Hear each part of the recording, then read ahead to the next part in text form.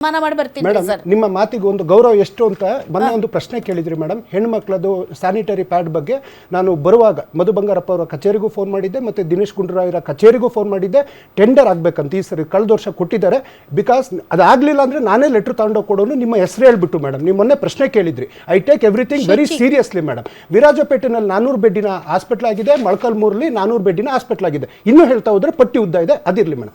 ನೀರಾವರಿಗೆ ಸಂಚಾರಿ ಕಾವೇರಿ ಅಂತೇಳಿ ಕಳೆದ ಸಮಯದಲ್ಲಿ ನಿಮ್ಮ ಚಾನಲ್ನಲ್ಲೇ ಟ್ಯಾಂಕರ್ದೊಂದು ದಂಧೆ ಅನ್ನುವಂಥ ಸುದ್ದಿನೇ ಆಗಿತ್ತು.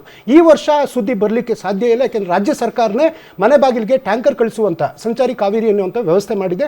ಬೆಂಗಳೂರಿಗೆ ಕುಡಿಯೋ ನೀರಿಗೆ 5550 ಕೋಟಿನಲ್ಲಿ ಒಟ್ಟು 110 ಹಳ್ಳಿಗಳಿಗೆ ಕುಡಿಯೋ ನೀರನ್ನು ಹರಿಸುವ ಕೆಲಸವನ್ನು ನಾವು ಮಾಡಿ ಬಂದು ಕೂತಿದ್ದೀವಿ ಮೇಡಮ್.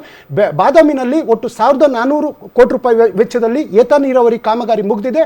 ಚಿಕ್ಕಬಳ್ಳಾಪುರದಲ್ಲಿ ಒಟ್ಟು 169 ಕೆರೆಗಳನ್ನ ತುಂಬಿಸುವಂಥ ಕಾರ್ಯ, ಕೊರಟಗೆರೆಯಲ್ಲಿ 62 ಕೆರೆಗಳನ್ನ ತುಂಬಿಸುವಂಥ ಕಾರ್ಯ, ಎಂಡ್ರಾಮಿನಲ್ಲಿ ಒಟ್ಟು 857 ಕೋಟಿ ರೂಪಾಯಿನಲ್ಲಿ 89 ಕೆರೆಗಳನ್ನ ತುಂಬಿಸುವಂಥ ಕಾರ್ಯ. ಹೀಗೆ ನೀರಾವರಿ ಹೇಳಬೇಕಾದ್ರೂ ತುಂಬ ಯೋಜನೆಗಳು. ಉದಾಹರಣೆ ಬೀದರ್ ಮತ್ತು ಕಲಬುರಗಿ 9,000 ಕೋಟಿ ನೀರಾವರಿ ಯೋಜನೆಗೆ ನಾವು ಮಾಡ್ತಾ ಇದ್ದೀವಿ ಮೇಡಮ್.